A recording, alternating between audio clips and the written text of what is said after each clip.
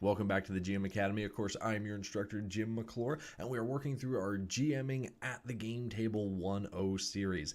And today's topic is lists are your best friends. Now, lists are very, very important and are very helpful to you as a GM. And there are certain very specific lists that I highly recommend for people to bring to the table if it is, just gaming in general. I have very certain lists that I bring with me to be prepared sort of for when things come up. And just to give you a little more explanation of what we're talking about, let's look at our first example here. I bring a list of NPC names.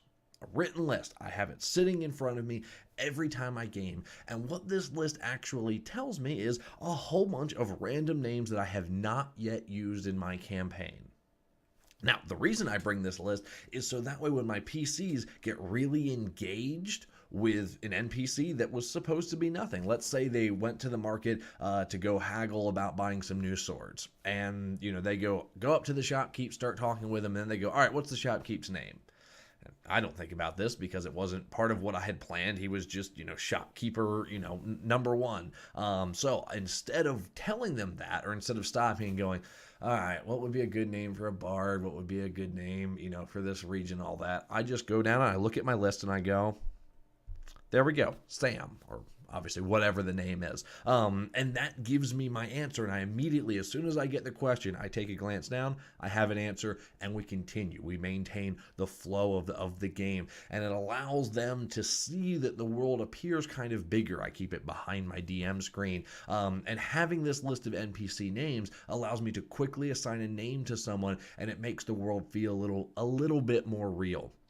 Now, not just NPC names, I also keep another list of locations, town names, river names, mountain names, whatever geographical feature. And that way, as they're exploring, as they're finding new territory, if it's, off the map, as it were, I can immediately come up with a name. I can come up with, all right, you're approaching the River of Gold. Now we have a story. Why is it called the River of Gold? How did it get that name? Is there gold? Is it pyrite that's there? Whatever the case may be. But having the names ready allows you to be prepared as the DM to immediately come up with something straight up. And for certain things, even NPCs and locations, I might have more information than just a name on it.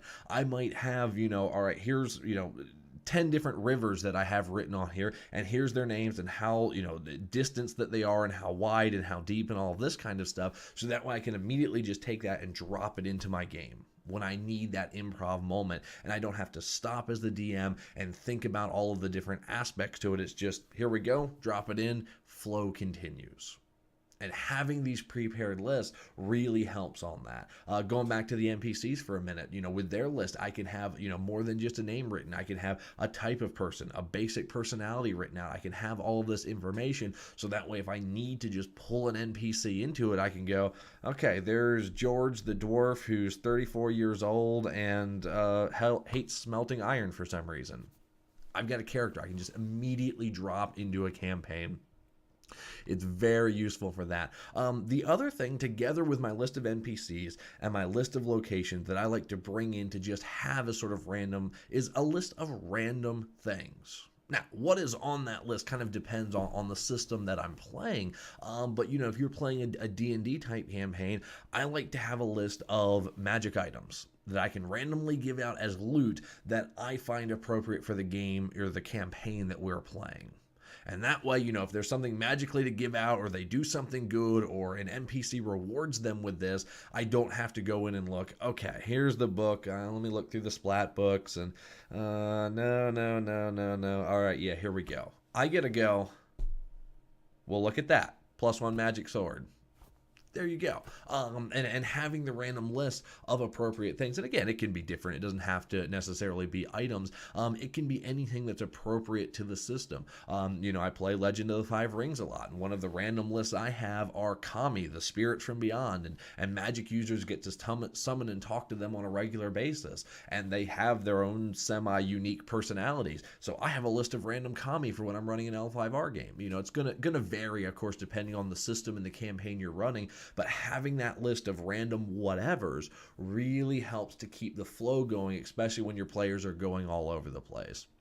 So, cannot advocate enough having random lists, names, NPCs, locations, whatever other miscellaneous items, having those with you at the game table to walk in before your campaign starts with really will help you a lot as a GM, especially, if you're not good at improv, if you're not good with coming up stuff at the spot, it will give you very easily accessible information that you can go, okay, my players did what? Well, this guy is here with that item, and we can roll. So that's been, of course, our 104 class. Lists are your best friends. Class dismissed. Thank you for watching the GM Academy. You can click the video to see all of our classes on GMing at the game table, and you can subscribe to get all of the latest information and videos from the GM Academy. If you enjoyed what you saw here, please hit the like button. It really does help us to continue to put out quality information to the community. Again, thank you for watching, and thank you for your support.